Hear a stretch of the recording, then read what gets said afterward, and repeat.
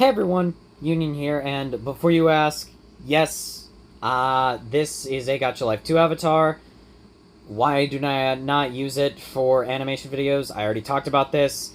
I just find Gacha Club easier to animate on. And Gacha Life 2 could be if they made some improvements, but that's not what this video is about. And the main reason why I put this there is because I felt like just having a black screen would be boring. So, yeah. Anyways, this is not what we're here to talk about. What we're here to talk about is, well, you read the title of this video, but I'm going to go more in detail on it. So, Sister AU. What the actual fuck is that? So, it was inspired by a fan fiction I read on Wattpad one time. Now, hey, don't click off, alright? Look. Story is good. Okay, well, I like it. It has problems, but I like it. And if you guys want, I'll leave a link to the story in the description below. Anyways, we're getting off topic. So the basic premise of that is, what if Luffy had an older sister? So I thought, hey, that's cool. And then I checked and saw that only, like, one person was doing that. I'm not kidding. Go look up what if Luffy had a sister and see if you find anything other than that one Wattpad story. Whose name slips my mind currently. The name of the story, it slips in my mind. Why am I talking about nonsensical stuff? Anyways, yeah. So, I decided to do that, and premise, basically the same, and the character is slightly based on that version from the Wattpad story, but there are differences. But I also included my own OC Straw Hats, because they did it too, and I thought, you know what, it might be interesting. Plus, I like the ones we created. So, without further ado, let's just get started and introduce the characters, the original characters, I mean, of my One Piece sister AU. Here we are with the titular sister character herself, Monkey D. Lucille. Or Lucy, as she likes to shorten it to. That's basically what everyone calls her in the story, so... Well, not everybody, obviously, but, like, all the Straw Hats call her Lucy, so I'm just gonna call her Lucy for simplicity's sake. And, anyways, yeah. So, like I said, it took a while to come up with her final design, but one of the things I wanted to do was have her wear blue, you know, kind of be opposite to Luffy, if you will. And the orange belt, that's meant to be a reference to Ace. Yeah. Yeah, I'm bad at talking, as you can clearly see, but anyways. And the thing on her arm, that thing, that's a tattoo that came with her Devil Fruit power, which I know on that profile page it says Hebi Hebi no Mi Model Wyvern, but I changed that. It's now the Repu Repu no Mi Model Wyvern, or the Lizard Lizard Fruit Model Wyvern, using the same logic as Kaido's Devil Fruit.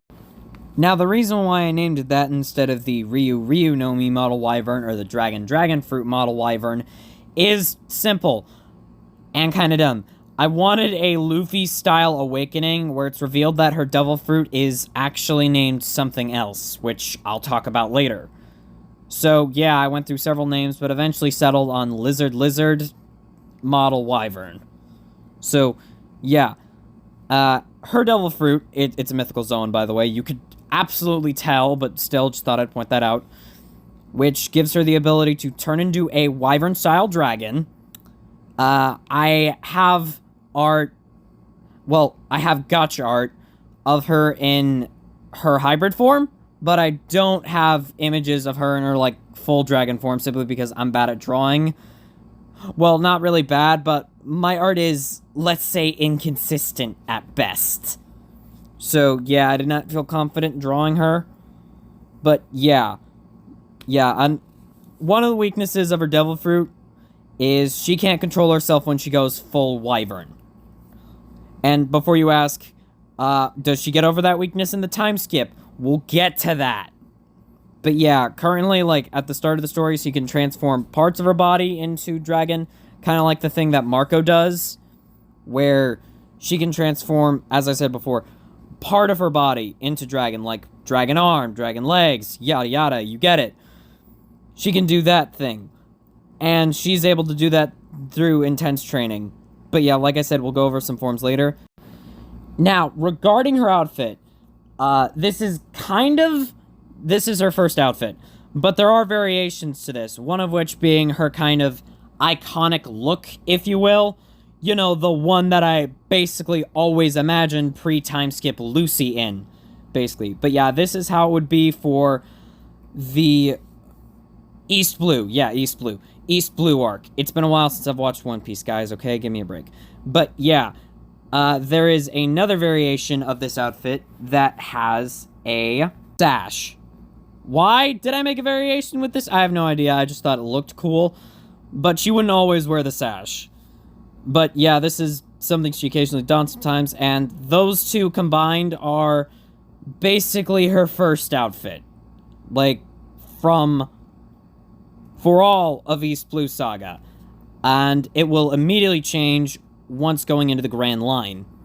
Which, speaking of, I should also probably go a bit more in detail with her Devil Fruit abilities. So I'll do that now. And here is Lucy in her hybrid form. And yeah, you can now start to see some of the actual dragon bits. And again, mainly the wyvern bits with the wings on the arms. But yeah. And some other details about this are her tattoo, as you can see, starts glowing whenever she goes hybrid. But yeah. Now, speaking of abilities. Now, like with Mythical Zoan, not only can she just turn into a wyvern, she also has extra abilities. One, flight. Yeah, that's obvious. She can fly by flapping her wings. Again, we get this. Moving on. But she also has elemental abilities, which are semi-inspired, again, by that Wattpad story. Basically, she can produce fire, ice, and lightning. God, why was that so hard to say? But, yeah.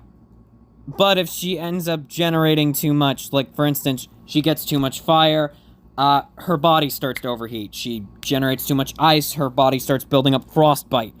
And electricity makes her body numb if she uses it too long. Which is why she typically cycles between all three. And most of her attack names are just, again, various elemental attacks, which I will not go over her attack names because I do not remember them as of recording this section of the video. But, yeah. Anyways, she would first use this, her hybrid mode, during the Arlong battle. Because, again, something you need to know about Lucy is she considers the Straw Hats her family. So when Arlong made Nami cry, she effing lost it. And by the time the fight was over, Arlong was barely alive. But, yeah. Anyways, when she goes hybrid, she can crank up the heat of the flames. Her body can handle, like, hotter flames, colder ice, and more lightning. There isn't really a good way to explain being more resistant to lightning. But anyways, yeah. And, yeah, again, as you can tell, she's really angry. And she has to maintain her emotions a lot to keep this form. But, something I haven't revealed yet, this isn't actually her real hybrid form. No. This is instead a powered down hybrid form that she basically, remember that thing I said earlier when Lucy can control, like, what parts of her transform? This is her doing that on a bigger scale. Like, having multiple body parts transform at once.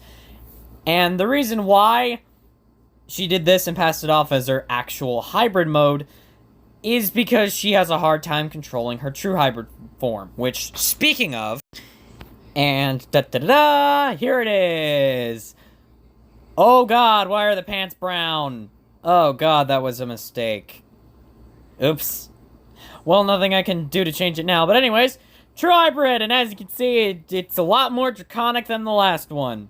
But yeah, this is her real hybrid form, and yeah, she's still Angie. But, yeah, again, this form, like I said before, basically lets her do everything she could do before, but just better, in general. But she has a harder time maintaining this form. Oh yeah, she's also bigger, like most Zoan hybrids. So there's also that. But now, we'll go on to the reason why I did this. And that is because I was inspired by a character from Rustage's One Piece D&D campaign. If you don't know what that is, basically, Rustage, which most of you would probably know him for his raps, but Rustage brought together a bunch of content creators, specifically, I think, again, sorry if I accidentally butcher your names, Tekken 101, Bradley Briggs, Too Spooky, and Noble, aka Lost. Okay, I got their names right. But anyways, brought those four together and created a One Piece themed D&D campaign. And one of the characters on that campaign, an NPC character, was Pearl. And she had the dragon fruit model. Western Dragon? Might have been Eastern Dragon. I don't know. I'm gonna have to go check the wiki later. But anyways, she had a similar thing going on where when the characters met her, she could not control, like, her devil fruit. And she was basically constantly stuck in a sort of hybrid state. It wasn't her true hybrid state. Basically, all it was her feet and hands were draconic, and she also had dragon horns. But later on in the story, she figured out how to gain control, and also learned that she has a real hybrid form, which was just called True Hybrid. So I thought, that sounds cool. Plus, both of them are dragons, so yeah. But, yeah. Again, this is her hybrid dragon form. True Hybrid.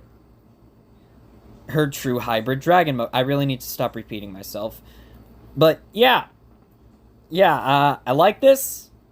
I like this a lot. Like, there was, again, for most of these designs, I didn't really have to brainstorm much, but, yeah, you could tell in the image that this is version 2 of True Hybrid mode. The first one is bad, and I'm not going to show it because I still want a little dignity. But, yeah, this is Lucy, True Hybrid mode. And with that, let's move on to her other outfits. Da-da-da! She has a hat now! This is not the last one that is just the first outfit with a hat. The next one will be the last one, though. But anyways, yeah. So this is her look from end of Whiskey Peak all the way to Alabasta. Now, as to where she got the hat from, you know how I said before how she treats the Straw Hats as family? I wasn't entirely truthful with that. She treats most of them like family. Except Robin, who she has a big fat crush on. And the hat is Robin's. The first hat she ever wore in the series from her first appearance as I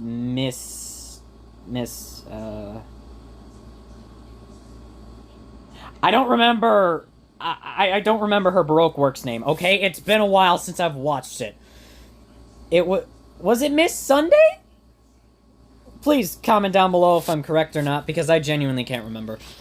But anyways, yeah, she's in love with Robin, and Robin flirted with her during that first encounter on the Mary, gave her her hat, and said that she'll come back for it, and eventually they met again in Alabasta, and she got her hat back, but then Lucy got the hat.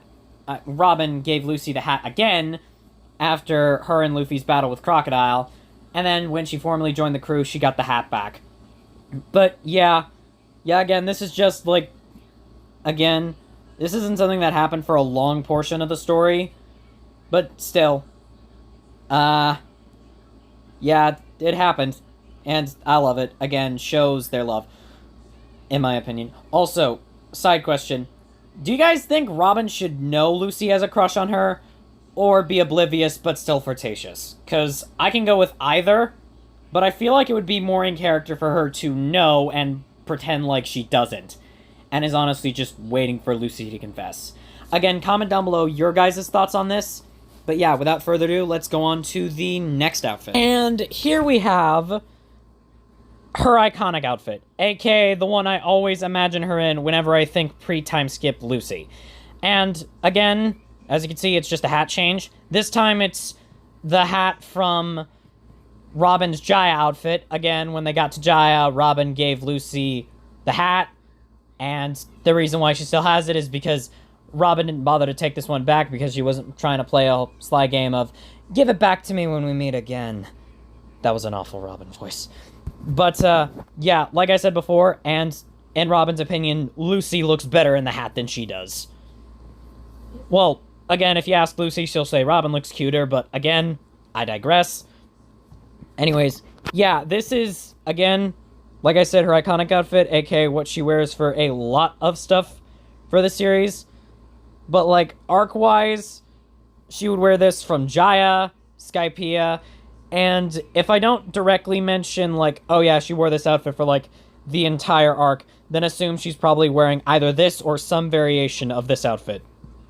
But yeah, I'm really proud of this. Oh yeah, and as you could probably tell by the fact that all three are in the same pose, both the one without the satchel... Wait. Have I been calling it a sash this entire time? There's no time to debate on that. Anyways, the one with and without the sash, plus the one with... plus the first hat, are all the same image, but I just removed things. But yeah, I really like this outfit, and I think it fits her well. Oh yeah, also, fun fact about the hat thing. Originally, she wasn't actually supposed to get a hat. Like, when I was conceptualizing her, she wasn't actually going to get a hat until post-time skip. And it was either going to be either based on or literally Ace's hat. But I decided to change it because I read a moment similar to what I just described as to how she got the hat in that Wattpad story. I liked it. Plus, I felt like giving her a hat much earlier would be more beneficial. Besides, she spends an entire saga without one anyway, so I feel like that's long enough. But yeah, this is Lucy's iconic outfit. Now let's go on to when she actually starts getting some variety in her outfits. Starting with the next one, which should be... Oh yeah, Water 7. Hey everyone, Editing Union here. So going through the screenshots I took in Gacha Life 2, I realized I actually missed an outfit for Lucy. This is her drum outfit, and again, you can tell this is from... Again, you could sort of tell that I sort of missed this one due to the hat color. But yeah, this is the outfit she wore for drum. As you can see, I didn't make the jacket blue because not all the characters' winter wear matched what their main color scheme was. Plus, she doesn't have a lot of green outfits in her wardrobe anyway, so I thought, why the heck not? I actually really like that jacket, the way that I designed that jacket. It's really cool. But yeah, oopsie on me for missing this outfit. Next one will actually be the Water 7 one, though, and... oh boy, that one's gonna be a tough one. But anyways, that should be all. Back to your regularly scheduled program. So... yeah, Lucy ain't doing well during Water 7. Since that was a big arc, like a really hard arc for everyone involved. But, yeah, it affects Lucy, like, a lot more. Or more than it would most of the characters. Due to just the whole...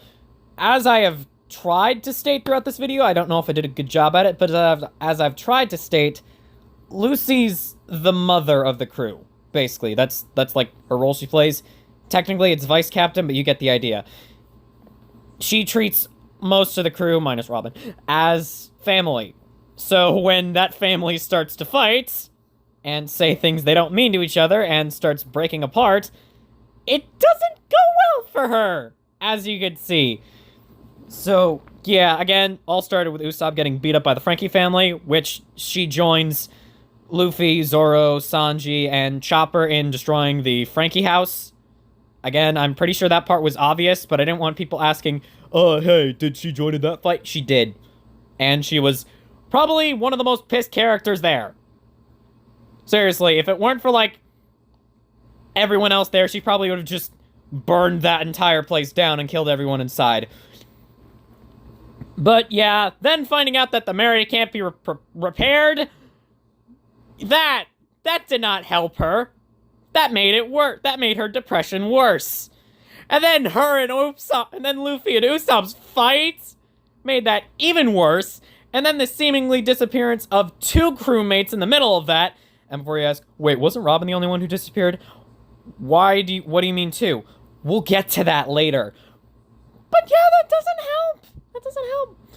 And then the crew gets framed for attempted murder, which, again, when it's stated that Robin's the one who does it, Lucy is like, what the actual fuck are you talking about? Robin would not do that! Since, again, big crush on Robin, I really should stop repeating that, because it's sounding more and more forced the more I say it. But, yeah. Yeah, and then, later, during the actual Gali Law scene, when she finds out that 2 of her crewmates seemingly betrayed her, she's even more distraught. But thankfully, due to something that happened during the Gali Law thing, mainly regarding one of those crew members that we'll talk about later, one of one of the crewmates that seemingly betrayed her, again, we'll talk about that later, she gets better. But yeah, this arc, yeah, she's not good for this arc. And ironically enough, just talking, like, outside of this, I realized that several of my OCs, or, like, OCS or, like, you get it, my OC characters, sometimes I have them go through arcs where they're really depressed. That's, like, unintentional. That's something I unintentionally do. But, like, still, the fact that I did it so much to the point I realized it is... Oh, God. Do I have issues? Oh, well, yeah, I should probably go on to the next outfit before this video gets existential. Anyways, here we go! Enies Lobby time! Let's get Robin back! And here we have the Enies Lobby outfit, and actually looking at this outfit now, I realized I didn't actually miscolor the pants on True Hybrid Form. I modeled True Hybrid Form using this one's outfit, because True Hybrid Form was debuted during her fight with Lucci. Oopsie! Haha! That's a blunder on my part, but anyways, yeah. Enies Lobby outfit. So, again, you could see with this outfit, I sort of styled it after Luffy's outfit. It's a slightly altered version of her original outfit, where she wears different pants, and she now has a purple jacket. Said purple jacket being a, out of the show, being a reference to Robin, because that was basically Robin's main color scheme pre-time skip, was purple. Well, at the very least, most of her outfits included the color purple. But yeah, she's extra determined to bring Robin back because, again, crush. And she also gains a bit of character development from this arc. By that I mean, before this arc, Lucy did not really care about her own life. Like I said before, she's depressed. Like, basically having to raise Luffy didn't help, having to be the mother figure. And again, she cares about most of the crew like family, and she will jump in front of, like, any one of them to take an attack, even when she doesn't need to. And it's something that the rest of the crew are extremely worried about, and have tried to get her to stop. But she doesn't really do so until this arc. Mainly because of what Robin did. Robin, again, sacrificed herself so that the others could live. And this made her realize, oh my god, have I been doing the same thing to them? What am I doing? Which, yeah, self-realization of what she's been doing, and she stops it from this point onwards. But then, like, obviously things don't end well, because Sabaody and Marineford will, yeah, they'll leave her traumatized. I mean, come on, it's Sabaody and Marineford, and considering the character you've gotten to know from, like, this much into the video, you could probably tell that Sabaody and Marineford aren't going to be a lot for her. But let's actually talk about Enies Lobby. Like I said again, her main fight is with Lucci. Again, I'm giving vague details. I'm giving vague details about all the arcs here and later on, in case I actually want to make this into a story. Maybe a texting story? Comment down below if you guys would be interested to see a Sister AU texting story. And, again, I'm going to say this again, all these ideas are subject to change. What I'm talking about is the current version of the Sister AU story. It is bound to change in the future. I have also even already made several changes by the time of me just making this video. But, yeah. Yeah, as you can see, there is one holdover from the Water 7 outfit, that being the bandages on her arms. But yeah, this is, again, like I've said multiple times, Lucy's Enies Lobby outfit. And, yeah. Yeah, oh, and in case you're wondering, yeah, she bawled her eyes out at Mary's death. and swore to Mary that she would never forget Mary. In fact, I'm even toying with the idea that maybe she keeps a piece of the Mary on her. As to what piece of the Mary that might be, I don't know. Maybe just some wood splinter that she carves into Mary's head. That she... Okay. No, wait, that sounds wrong. That she, like, carves it so that it looks like Mary's figurehead. Again, do you guys think she should do that? Because I think that is something Lucy would do, but if you guys don't, then that's fine by me. But anyways, with that, let's get on to her last outfit for the Water 7 Enies lobby art. And here we have what I have labeled as her Gali Law outfit. Basically, that post-Enies lobby outfit that the entire crew wore, she has that. She's wearing a Gali Law shirt, but obviously there's no Gali Law insignia in Gacha Life 2, so I couldn't really get that to look good. So just pretend it's there. But yeah, this is the outfit she would wear when everyone would meet Garp. And she does not like Garp. Like at all. Again, I'm going to explain a bit more about Lucy's character here. She does not like Marines. Well, kinda. She doesn't like corrupt Marines. Like at all. But she hates her grandfather and doesn't consider him family. Why? Because in her mind, he chose his job over her fucking family. Like, especially when their mom died, which, before you ask how she died, I'm not going to answer that. Yeah, it didn't leave her that good, so she does not consider herself Garp's granddaughter, and she does not like, and she is kind of angry that Luffy isn't also angry at Garp, but she's not, like, demanding Luffy to be angry, like saying, you should hate Garp for what he did to us.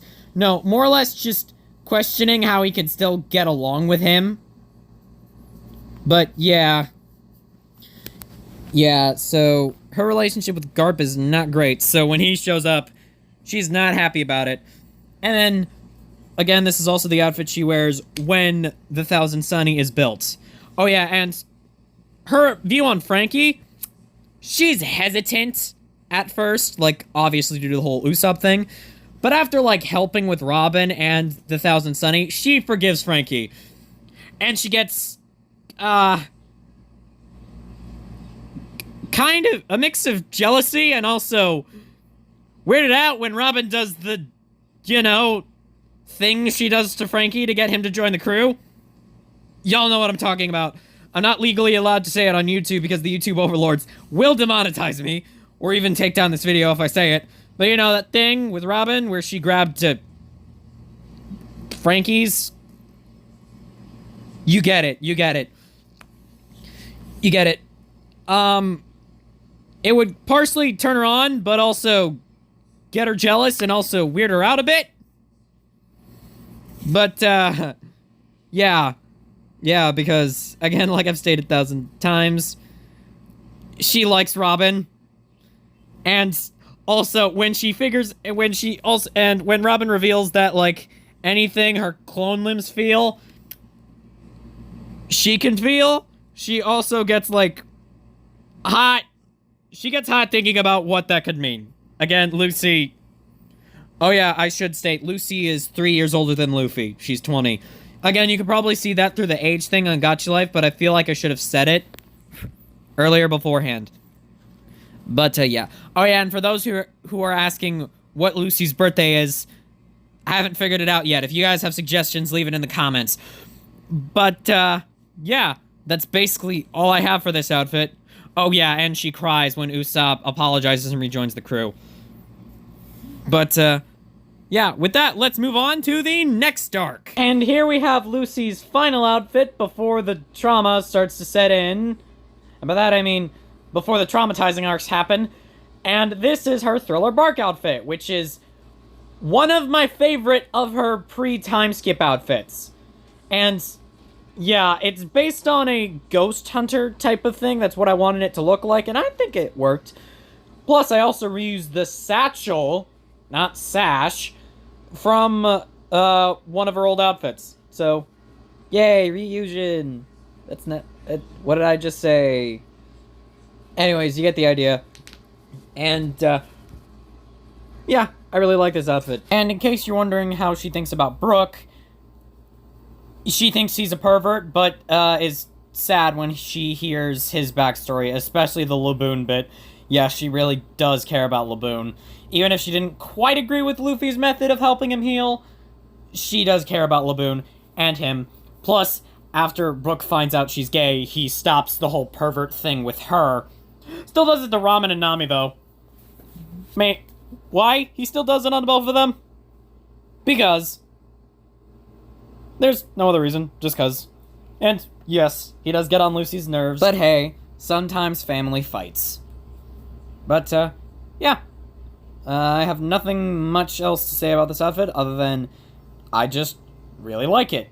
So with that, let's move on to the beginning of the end for pre-time skip Sabaody. And here it is, Lucy and Sabaody, which for the first time ever has her in a red outfit. And the reason why is, okay, so thing is, for most of these outfits, I didn't really care what the color was for a lot of them. Sometimes I was just going with random colors to see if they worked. For this one, though, I wanted to make it red. Why? Because Luffy has a blue shirt in Sabaody, and Lucy's main outfit is blue. So I thought, maybe for this arc, they swap colors. So that's what I went with. But another thing I'm also toying with, I don't know if I'll do, is maybe a lot of times in Sister AU, Lucy wearing red is a sign of bad stuff to happen. Again, I don't know if I fully agree with this since it sort of limits it. Like, oh, I can only have her wear red during awful arcs. And by that I mean emotional arcs that do stuff to a character. But I also think that shouldn't always be the case. But again, comment down below what you guys think. Should I do it, or should I be it so, like, every time she wears red, it's a sign that something bad is going to happen? Or most of the times when she wears red, it's a bad omen. Again, whichever one you guys want, I'll go with, but I much prefer, like, red is just sometimes a bad omen, whether, instead of it's always a bad omen. But, yeah. But, yeah. Yeah, but anyways, talking about this arc, because this relates to something that happens later, is obviously during this arc she's traumatized when she thinks all the Straw Hats are dead, but she's also left with a physical scar along with a mental one. It's not shown in this outfit because this is meant to be, like, start of Sabaody, but, like, near the end, during the battle with Kizaru, Kizaru actually gives her a scar. Said scar being a giant burn on her stomach. The reason why that happens is, basically, stuff in the fight resulted in her going full dragon and her losing control. So Kizaru hit her with a not full power attack, but a powerful attack, which melted right through her scales and reinforced skin, burned her right down to the stomach, and she transformed back. And it was be said later in, like, the arc by like, Law as well as other characters later, if she was not full dragon, that attack would have killed her. Like, seriously, if she was in base, or hybrid, or true hybrid, she would have died from that blow. The only reason she survived was because she was full dragon when it happened. But yeah, I needed to say that because, again, from here on, all the other outfits will have a scar there. So, yeah. Oh yeah, also, fair warning, the next outfit won't actually show the scar, but the outfits that show it, they might end up, the shade color of the scar might change due to just me forgetting what shade I made it in a previous outfit. It is meant to be the same scar, but again, if it changes colors, sorry about that. But anyways, speaking of, let's go on to our next and final outfit before the time skip. And here we have her Marineford outfit, and you can see her stomach is now bandaged due to, like, again, the scar I said earlier. And also I made a slight goof. I didn't actually seen, like, Sabaody and Marineford by the time I made these two outfits. I only knew stuff due to just One Piece being casually spoiled for me for a few years. But, yeah, I didn't realize that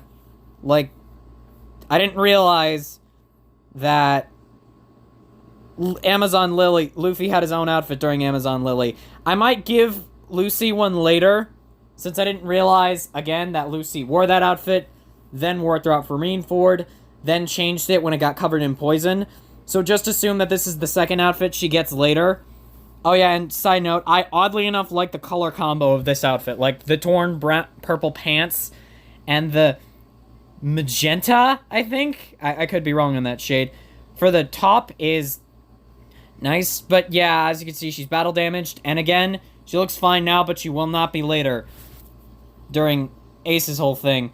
But yeah, in case you're wondering, yeah, Ace's death breaks her, and it takes her a long time, a full year to recover from that. But yeah, this is her final outfit before the time skip. I wanted, again, it to look important because it was the final outfit. But yeah, I hope you guys like this and the other outfits so far. But now let's get on to the actual outfits that she wears both during and post time skip. Okay, so next we have the main outfit Lucy wore during the time skip, which was her disguise as a Kuja pirate. Now, I will explain, like, why she did this. Basically, after Marineford, Rayleigh was able to convince Lucy that training separately would lead better results because then her and Luffy would be better at fighting solo in case they needed to. And upon hearing that, Lucy agreed, said she does not want to be caught in a situation where she can't protect Luffy or Luffy can't protect himself, yada yada, stuff like that. If they ever get separated, they can handle each other on their own. So Lucy decided to head off with Boa and became a member of the Kuja Pirates and wore this disguise. And as you can see from her eyes, she's depressed, and she would stay depressed for like a full year. But yeah, nothing much to say about this outfit other than, again, she still has her bandage, her scar bandaged because it still is not fully healed yet, like at the start of her doing this. And other stuff about the outfit was, I did actually look up outfits, at least I think I did, like Kuja Pirate outfits, and base this on it. I could be wrong. Guys, comment down below whether or not I got the aesthetic right or not. But yeah, another design detail is that those cuffs she's wearing, those are sea stone. The reason why she did that was during her training, because she trained under Boa and was able to learn armament and observation, not master it, but she was able to unlock the ability to use it. But she wouldn't fully master it until she went to train with Rayleigh. But yeah, the reason why, again, she had those cuffs was so that she could more easily learn Haki. Basically, kind of like what Luffy did on Wano, where because he didn't have his Devil Fruit abilities, he was able to focus more on his Haki abilities, basically. So yeah, that's what she did. Plus, to also try and keep her temper, to try and tame her temper a bit more, so she doesn't completely lose it when she transforms into either full dragon or just lose it in her other forms. Basically, trying to make her calmer, and it does work. But yeah, she only does this for about a year before going to train with Rayleigh, since I think Luffy mastered all of his Haki early. I could be wrong on that. Comment down below if I'm not wrong or not. But I heard somewhere, on some piece of media, that Luffy finished his Haki training early, but still trained with Rayleigh to get more experience in. But anyways, she would go and train with Rayleigh, and because she had already unlocked observation and armament Haki, basically she was able to use it on command, but not effectively. When she got to training with Rayleigh, she was able to master both within a short span of time, and spent most of her training on Conquerors.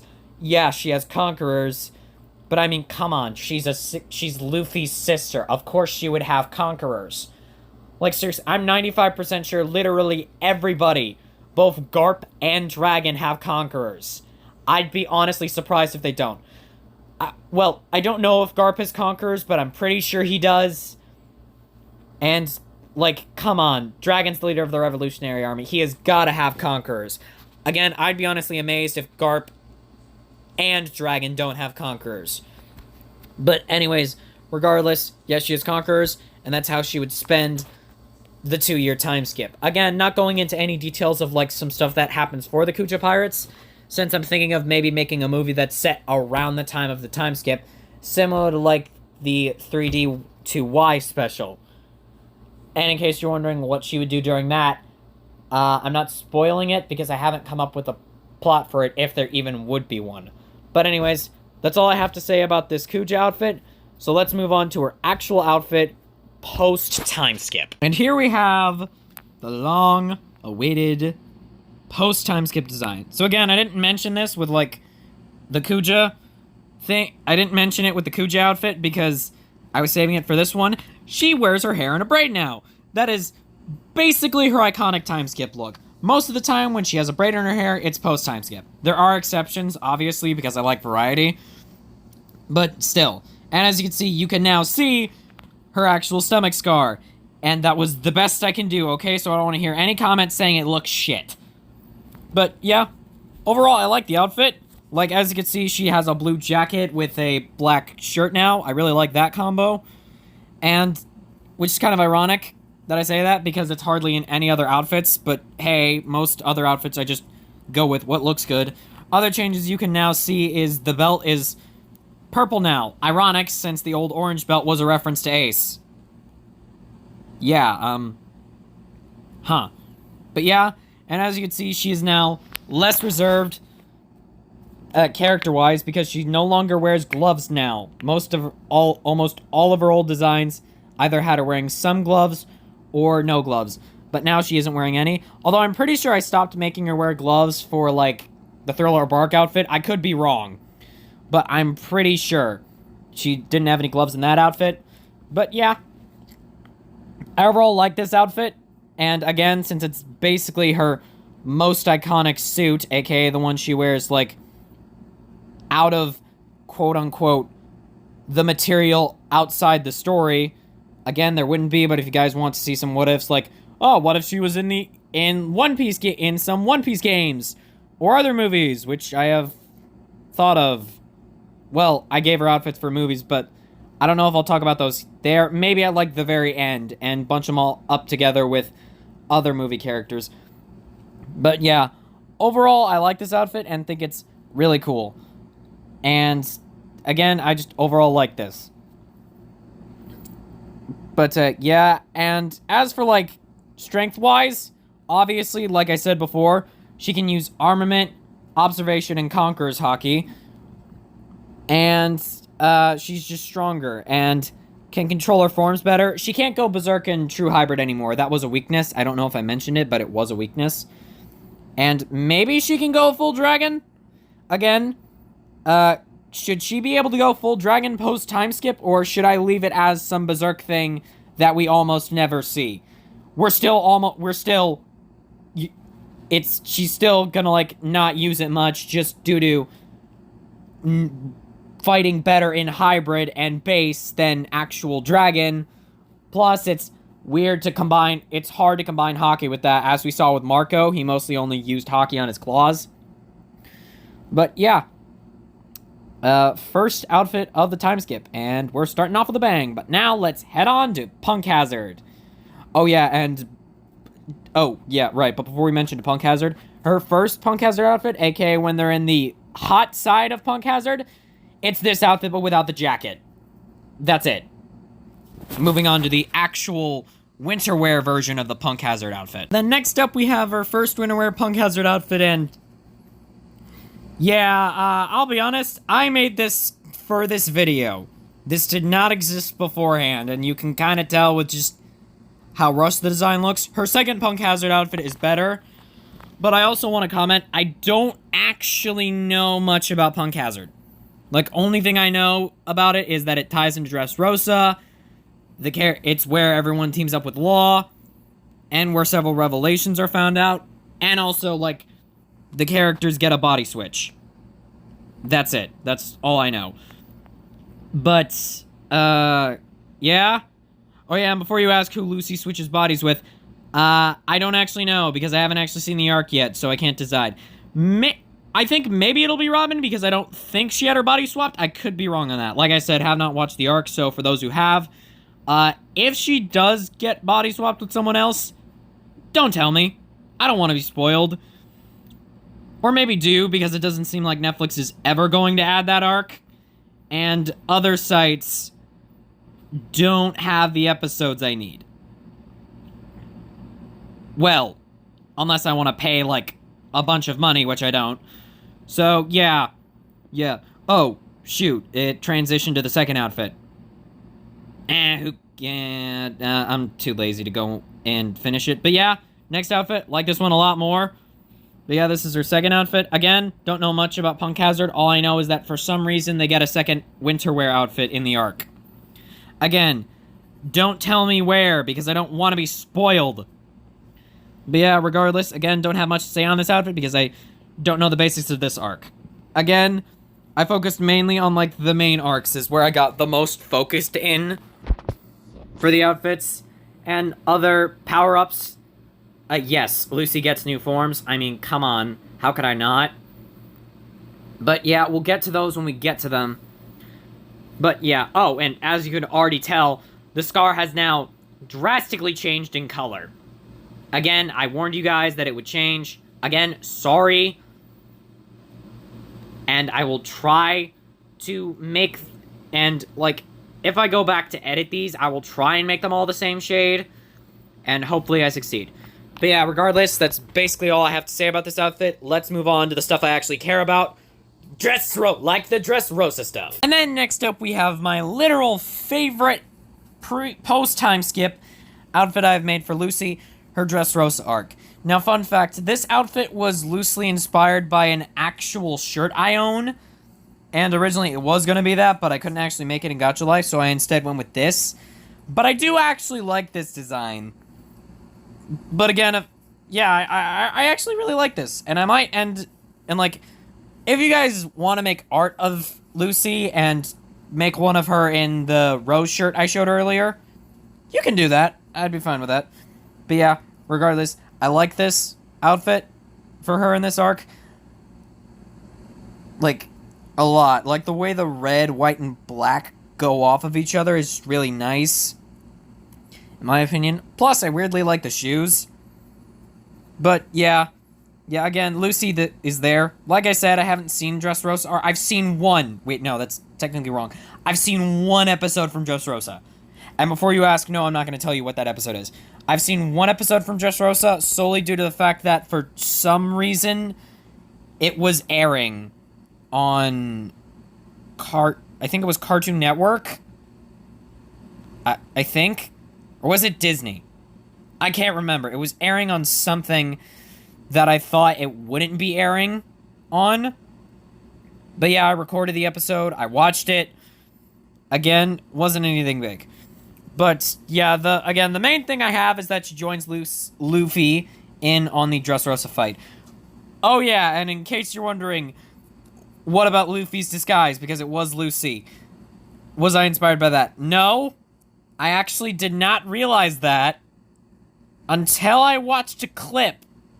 Or until I watched a video talking about Dressrosa. So, oopsie. But Luffy still uses Lucy's name because, again, she's trying to be inconspicuous, and Lucy is a bit angry that he did that, but she brushes it off. They have more important things to deal with, like Doflamingo, who she hates and wants to die and wants dead. Like, seriously, after finding out about all the horrible things this man has done. Yeah, only reason he's still alive is because, well, heat of the moment, didn't bother to go check and make sure he was dead. You get the point. But, yeah. Yeah, but this arc is also where Lucy would unveil a new mode. And by that I mean a new form. Again, her forms I call modes, like how Luffy has his gears. Lucy has her modes. And much like the Luffy's gear introduced in this arc, it has multiple variations, which I will go over later. But for now, let's quit dawdling and head into the first one, aka Lucy's first new mode. And now I proudly present Lucy, Elemental Mode, Model Helios. Ignore what the page says, that was a... what's the word? Working name? But yeah, just ignore it, that's not the name I went with. The next one will also have a different name than what I say, that will also be its working name. The last one, though, will have the same name as on the page. But anyways, I should explain the concept of this form really quickly so I don't waste time. basically, what Lucy is doing is using the Haki to contain the element within her body. And before you say that doesn't make sense, shut up. And doing so somehow strengthens it and alters it. Like, for instance, with Model Helios, what it does for her flames is it makes them explosive. Don't ask how that works. But yeah, another thing that you can tell with elemental mode is that she also gains clothes out of fire. Don't ask how that works. And her hair also gains the properties of whatever element she's working with. But yeah, as you can see, this again follows the basic Gear 5 trend, basically being a form combined with Haki. And yeah, again, this is meant to match Luffy's Gear 4. And again, much like Luffy's Gear 4, each model of elemental mode has a different purpose, with Helios's being attack, since again, she can basically let out an explosion anytime she punches something or gets punched. She cool. Plus, she can also use her flames to just propel herself around the area. But yeah, that's all I really have to say. Oh, yeah, also, I haven't said this much, but her fire attacks, when she uses them in base, they're like Burning Pistol and Burning Magnum, stuff like that. In Model Helios, they're upgraded to Dynamite Pistol and Magnum, stuff like that. Yeah, she has similar attack names to Luffy because they're family. Again, you get this. But yeah, this would be the first elemental mode she shows against her and Luffy's fight with Doflamingo. But ironically enough, this would actually be the only form she would show off between a team fight where she and Luffy would team up to defeat the main threat of an arc. She doesn't actually help Luffy fight any of the big threats later on. Not that just being sidelining characters, but just because I came up with more interesting stuff to do with her. But yeah, without wasting any more time, let's head on to the next outfit, which is going to be a lot for Lucy because it's Whole Cake. And then next up, we have her Zoe/Whole Cake outfit. Yeah, I know earlier I mentioned that this was just Whole Cake, but like, come on, guys. Like, I haven't seen much of Zoe, but like, that was obviously just a transition into Whole Cake, let's be honest. But yeah, she gets this outfit in Zoe and then wears it all the way to Whole Cake, well, up till the Tea Party, but we'll talk about that outfit later. But yeah, she goes along with Luffy and the others to get Sanji back, because of course she does. It's Sanji. Like, he's a pervert, but she still cares. But yeah, I really like this outfit. Again, you could, even though I stated her main color is blue, she ends up wearing a lot more purple than I realize. But like, I'm fine with that. And as you can see, over the course of elemental mode, and now this outfit, her scar color has changed yet again. Oops. But yeah, nothing I could do about that now. Yeah, like I said, don't have much to talk about. Again, she would, like, that's pretty much all I have to say. And yeah, she would get betrayed by Sanji, which she does not buy, even for 1 second. And again, he assumes it's like, maybe it's a Robin type deal, where she doesn't want the crew to get hurt, and she ends up being right. At least I think. Like, what I know about Whole Cake is Sanji's backstory. I know that. And that the only reason he came back was because his family threatened the Straw Hats. I think. Wait, no, not the family, the father. The father threatened the Straw Hats? I think I could be wrong. But don't tell me if I'm wrong or right. Again, haven't seen the arc, don't want spoilers. But yeah, that's basically all I know, so I'm pretty sure he ends up being right. But yeah, Lucy actually ends up being friends with Reiju, because she likes Reiju out of all the siblings. And would actually, no, wait, I'm going to save that for the next outfit. But yeah, nothing much to say about her first outfit. So without further ado, let's move on to her Tea Party outfit. Alright, then next up we have Lucy's Tea Party outfit. And again, you can tell it's based on Luffy's, where it's basically just a nice suit with her main colors. Since, let's be honest, purple has basically become a secondary main color for her at this point. And she also has a similar thing with the hat. She has a fake hat on top of it.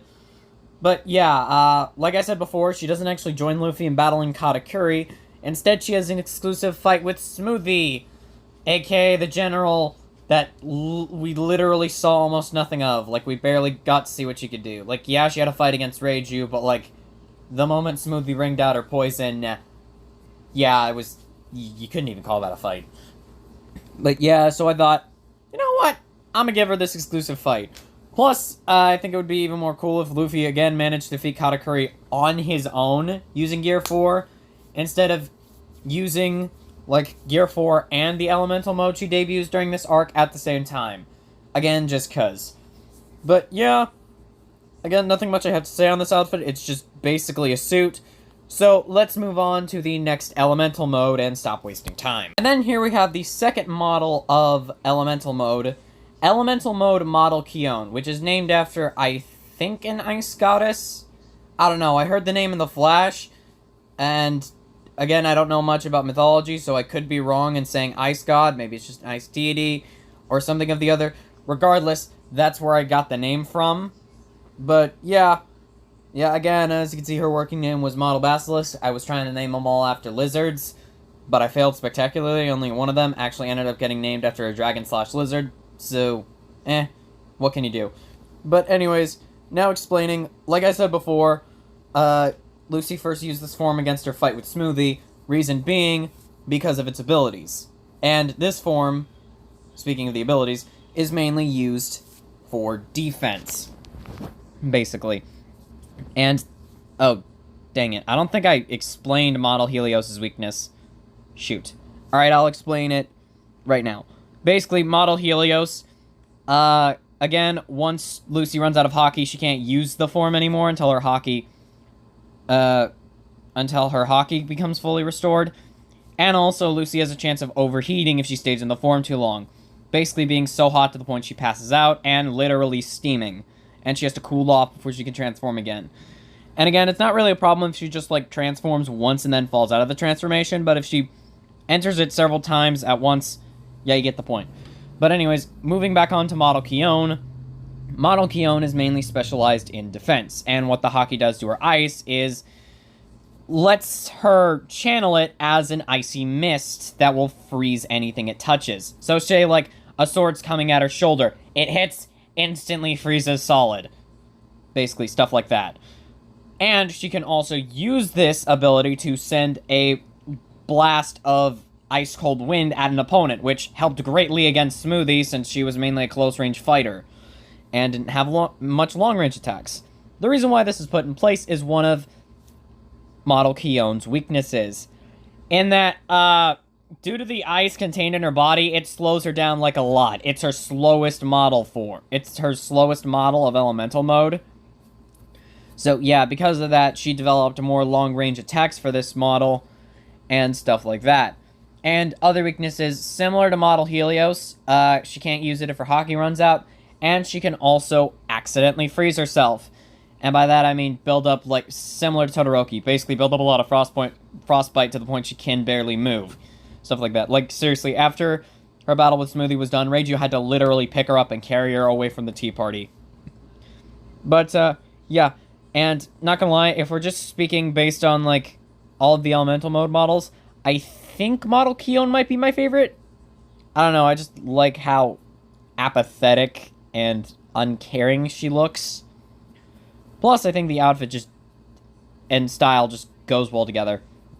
But yeah, anyways, I've rambled on long enough, so let's move on to the next set of outfits, which are actually going to be for an original arc. So, here we go. Okay, now I've been vague about arc details, but this is where I'm going to be really vague, because again, this is original arc, one I created specifically for this AU, so I don't want to spoil it. In case I do decide to make this into a story. But yeah, again, gonna be very vague. Basically, the literal trimmed down plot is, while on their way to Wano from Whole Cake, the Straw Hats get separated, with Lucy and two other OCs going off to try and, like, get food. But they end up caught in some weird island where they have to face an evil pirate that has the ability to clone people, and she makes a clone of Lucy, and shenanigans ensue. But yeah, that's literally all I'm going to tell you, so have fun theorizing stuff about that in the comments. But yeah, this is her first outfit during the arc, and not gonna lie, it's my favorite. And I wish I could have made it her final outfit, but I didn't, because Clone Lucy has a sort of inverted version of this outfit, which I will talk about Clone/Doppel Lucy later, at the end of the video, so that I can give a spoiler warning, because her entire backstory will be spoiled. But yeah, again, that's all I really have to say. It's one of my favorite outfits, and I think the jacket looks cool along with the white pants, as well as the purple shoes. That's also cool. But anyways, let's move on to the next outfit she wears during this arc. Oh yeah, the original arc's name is Mirage Island, by the way. And then here we have Lucy's second outfit, which doesn't actually have her hat on. She still has it, though, but it's just not present in this outfit because she's trying to keep a low profile a bit. But yeah, this is meant to be a more casual outfit since, due to reasons that happened, like when Doppel Lucy was created. Again, not going to spoil the arc, but stuff happened which led to her having to go into hiding, so she wore this casual outfit. And I'm pretty sure I'm going to give her a third final outfit for the final battle, but I haven't come up with that one yet, and I don't think I'm going to come up with a new one and then just randomly insert it in the video. So, yeah, who knows? Maybe you're not going to see it until I eventually make that Sister AU story, which, let's be honest, I'm probably going to do at this point. I made an entire video talking about this to literally get you guys interested, and if you're somehow not by the end of this video, oh wow. Wow, that makes me a tad bit sad, but also, okay, understandable. This video has been, like, me rambling, sometimes about important stuff, but sometimes I barely talk about the outfits. But yeah, regardless, anyways. So again, back to her second Mirage Island outfit. Again, the main reason why I went with this was because I wanted her to have an orange outfit. Because, again, I want her to have outfits of varying colors. And orange was a color she had not worn in the main series yet. So, here it is. But, yeah. Yeah, that's basically all I have to say about this. If I say any more, then I'll get in spoiler territory. So with that, let's move on to her next transformation, actually, in 3, 2, 1. Alright, and here is the final version of Lucy's elemental mode, Model Veldora, and yes, I named it after Veldora. Look, like I said, I was trying to name all the other models. Again, their working names were supposed to be either lizards or dragons, and Veldora, the storm dragon from that time I got reincarnated as a slime, popped into my head. So I stuck with it, and even when I changed it to name, the forms are named after gods and such, like, Model Thor and Model Zeus, I didn't like the way those sounded. Those sounded too plain, boring, and I didn't feel like looking up any thunder or lightning gods from other religions. So I just went with Veldora. Sue me. Plus, who knows, One Piece has, like, who knows what kind of religion One Piece has. Maybe there is an actual god called Veldora, and that's what she based this on. Or maybe she just based the forms off of stuff she read in a novel, because, oh yeah, side note, Lucy likes reading. Almost as much as Robin. Why do you think they get along so well? But anyways, yeah, she gets this form in Mirage Island. Originally, it was going to be in Wano, but I changed some things to make it work. But anyways, and as you could see, she uses her lightning, which, no, you're not colorblind. She is purple. Her lightning is purple. I wanted to make it different. Okay, I don't want to hear any comments saying, oh, weird lightning color. Anyways, yeah, this form is mainly used for speed. And this is one of her fastest forms, but it's also part of a weakness.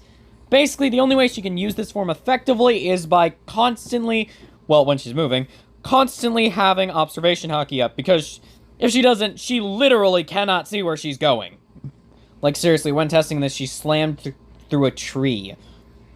But, yeah. That stuff. Oh, shoot. I forgot to say what Model Kion's upgraded attacks were. In base form, Lucy's ice attacks, she called freezing attacks. And in Kion, they're blizzard. Anyways, Model Veldora's name change. They're lightning in base and storm in Veldora.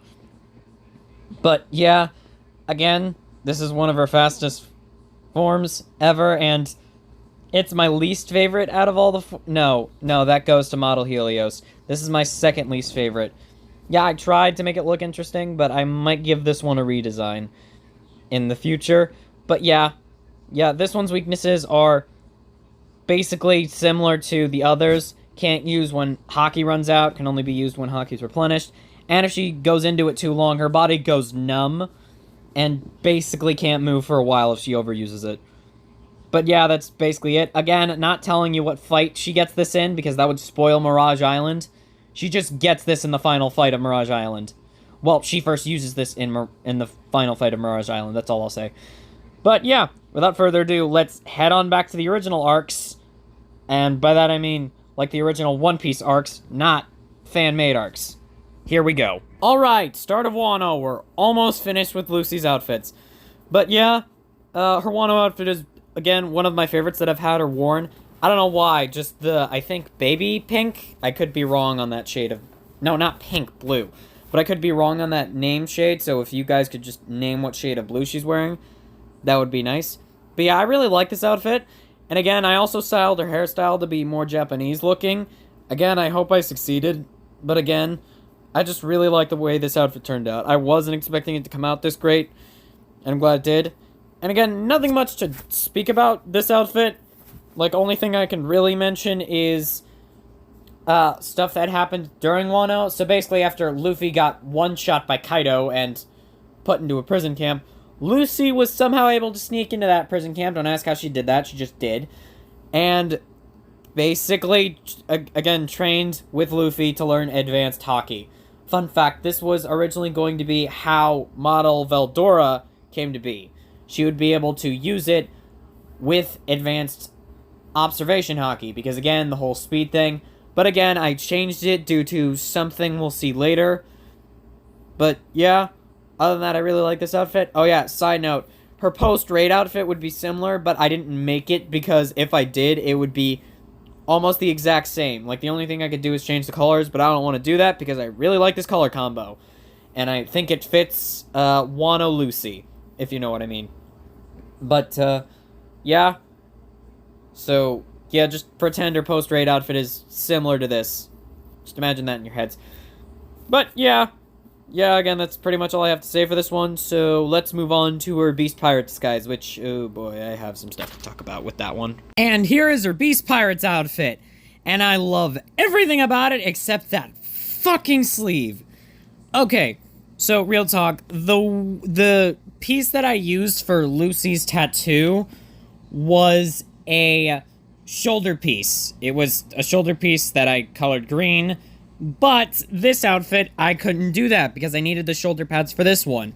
So in order to compensate for why she suddenly doesn't have a scar, I mean, tattoo, I made the sleeve longer, but I don't like that I had to do that because, yeah, you could say it gives some variety to this outfit, that it doesn't look like a normal Beast Pirates outfit, and yeah, I'm fine with that, but I would still prefer if it was just the gloves. And again, if you guys decide to make fan art of this form, of this disguise, please don't include the sleeve. You can, but I would prefer if you didn't. Also, I have just now noticed I might have made the horns the wrong color. Shoot. I'll go back and correct that later. But yeah, anyways, again, that's all I really have to say about this outfit. I mostly like it, but don't like the sleeve. But, yeah, that's basically it. Oh, yeah, and side note, in case you're wondering what Lucy thinks of Robin's Beast Pirate outfit, let's just say she has on more than one occasion fantasized Robin pinning her down wearing that. But yeah, that's all I'll say, and let's move on to the outfit I actually care more about. And here we have our third and final Wano outfit, which, as you can see, isn't a modified version of her base outfit, but I basically just went with what I thought would be cool. And like the short shirt I really liked, and the return of the orange belt to reference Ace I also like. Plus, weirdly enough, the blue goes well with the, I think, are magenta pants, and the cape just looks so awesome. Like, overall, I just love this outfit in general. It is so freaking cool, and I would so have her wear this more. Like, I do like the post-time skip outfit design I came up with, but I kind of wish I made one that was more in line, like a modified version of this. But hey, nothing I can do about it now. What am I gonna do about it? But yeah, like I said, just overall cool outfit. And her main fight in Wano is mainly against Big Mom, although he does join Luffy against Kaido later. Not that Luffy needs it, but she joins him later regardless. Mainly because I felt bad for not putting her in a main fight with Luffy for a while. So, here we are. But, yeah. I got nothing much to say about this outfit. I just really like everything about it, in general. And, yeah, again, like, the only other things I could say is just how cool this outfit is. And no one wants to hear that for a long time. Plus, this video has already been over an hour, so the less I talk, the better. But anyways, let's move on to Lucy's final form. Yes! there is another form, which is the main reason why Model Veldora was pushed to Mirage Island. Lucy's final form. Let's go. Now here we have the piece de resistance, Monkey D. Lucille, Hydra mode. This form happens when her Devil Fruit awakens and its true name is revealed. Since remember, at the beginning of the video, I said that Lucy's Devil Fruit would go through a similar change to Luffy's, where for most of the story it would be like one thing, but it would be revealed during the Wano arc that it's actually another Devil Fruit entirely. And its true name is the Ryu no Mi Model Hydra, or the Dragon Fruit Model Hydra. But, yeah, again, she would unlock this during her fight with Big Mom, and use it to defeat Big Mom, with some help from Law and Kid. They help a little bit, but she does most of the damage. And then later on goes to help Luffy before she passes out. She doesn't do much, but she's there. But yeah, again, I mainly created this form so that Lucy could be on par with Luffy. But yeah, anyways, the abilities that this gives her is, it's just overall increases the strength she already had. So, yeah, that's basic stuff. But what it mainly does is it gives her new elements to toy around with. Because, like I said, back when it was just the Repu no Mi Model Wyvern, she had access to elemental abilities. She can generate and control fire, ice, and lightning. Hydra mode gives her more elements to tap into, with those elements being water. Okay, now before y'all say, actually, there are several other Devil Fruits that use liquid, and for some reason in the One Piece universe, being submerged in any liquid cancels out Devil Fruit abilities. I don't know how that works, it just does. Plus, also, you have, like, characters can literally freeze. You have, like, for instance, Aokiji, who could literally freeze the goddamn water. You can freeze the goddamn sea, and he bikes around on the sea on an ice bike. So it's not like Devil Fruit powers can't affect the water. They can. It's just rare. So, yeah, I believe a water Logia exists somewhere. Plus, again, snow is, like... Again, snow, when melted, is just water. So again, not that much of a good argument you have for her not being able to use water. So, screw it, she can use water, and if y'all have a problem with it, you can leave. But anyways, like I was saying, she could generate blasts of water. And then I think sand, sound, wind, she can do wind stuff like blow gusts of wind and create wind blades like Kaido. And for sand, basically most of the stuff Crocodile could do. And by that I mean moisture draining, sand blades, yada yada. She can't turn into the elements, she can generate them. And sound blasts, she could mute people, make sounds incredibly loud, and release sonic bursts, stuff like that. She can also spew poison like that, like the Warden from Impel Down, whose name I don't remember, because I haven't actually seen the Impel Down arc. You get the point. And her last two being kind of personal for her. That being light and darkness. Yes, she can do some of the stuff Admiral Kizaru and Blackbeard can do. And before you say, oh, that's a tad bit overpowered, Gear 5 Luffy literally can turn anything he touches into rubber. Can throw a freaking lightning bolt out of the sky and, oh yeah, make a fist as big as an island! So don't you dare say in the comments this character is overpowered. Because, yeah, they are, I'm not denying that, but I'm just saying, characters are also like that in One Piece. So, yeah. Oh yeah, and for those wondering if she has a full Hydra form, yes she does, but she doesn't use it in the series because it is so draining that she can only stay in it for 5 minutes and she would immediately pass out upon changing back. So yeah, this is her actual final form. Plus, I thought Hybrid Hydra mode sounded redundant and, like, weirdly too similar. So, yeah, again, immediately changed that. But yeah, I really like Hydra mode, like the way it turned out. And, oh yeah, side note, you can't actually notice it. You can barely notice it. The scar is glowing. But, like, when she would actually go into Hydra mode, tattoos of dragon heads would appear out of that burn. Like, as many as, as, like, okay, I don't know the exact number, but several would pop out, basically.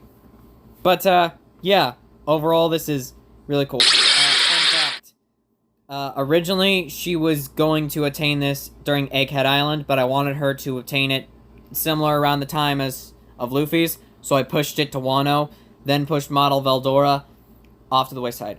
Oh yeah, and in case anyone's wondering, could Lucy make other models of Elemental Mode based on Hydra's elements? No, she can't. Those elements are exclusive to Hydra Mode.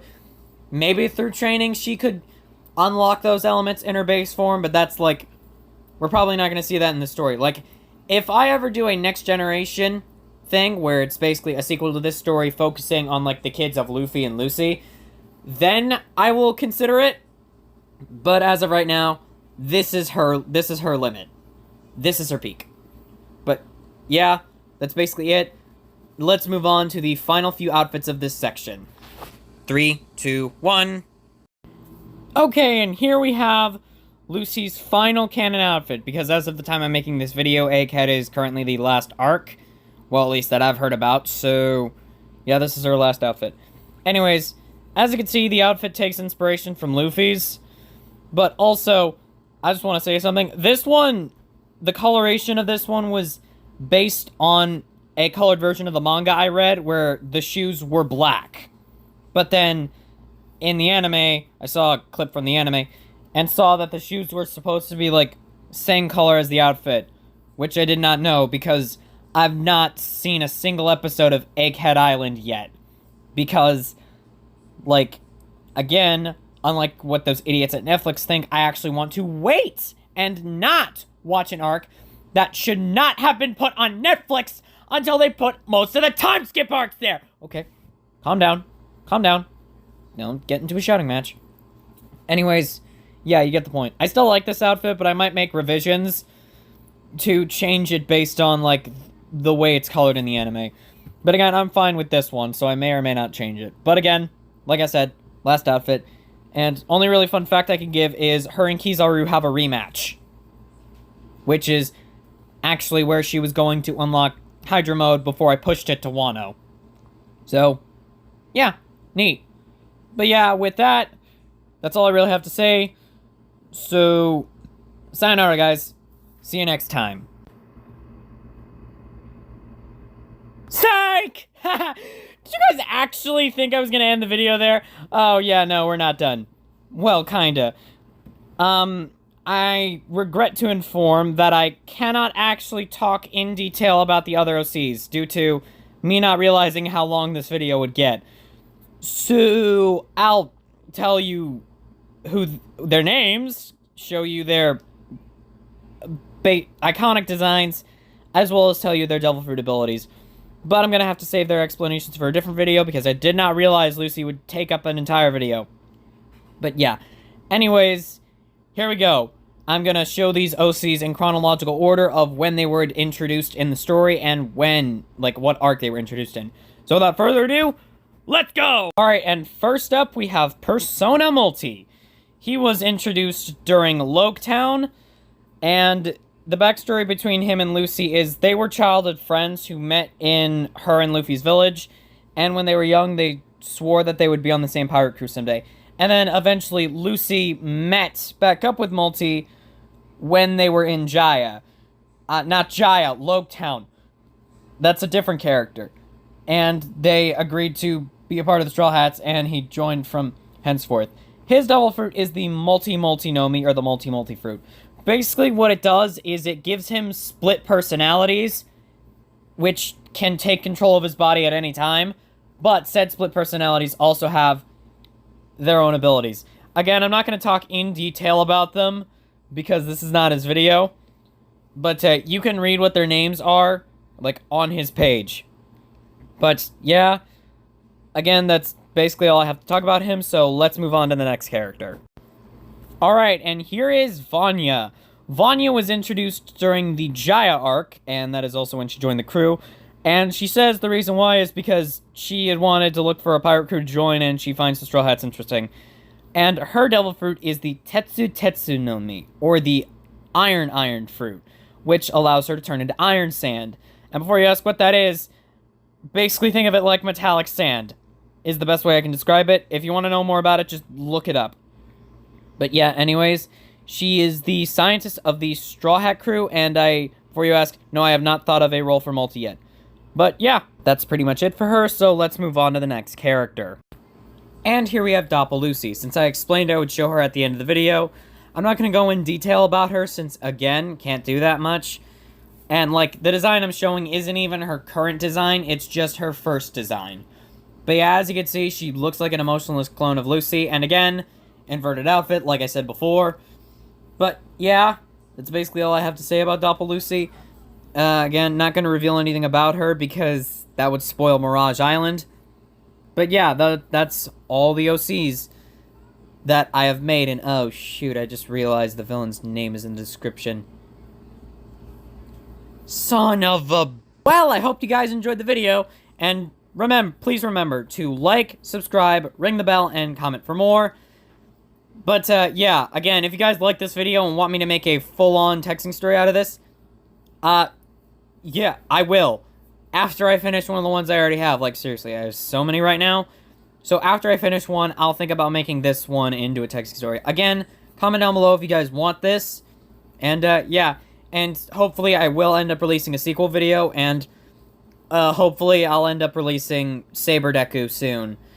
It's taking a bit, because, again, I want this to be special. But anyways, yeah, that should be it. So, yeah, that's all I have to say. See y'all next time. Union out.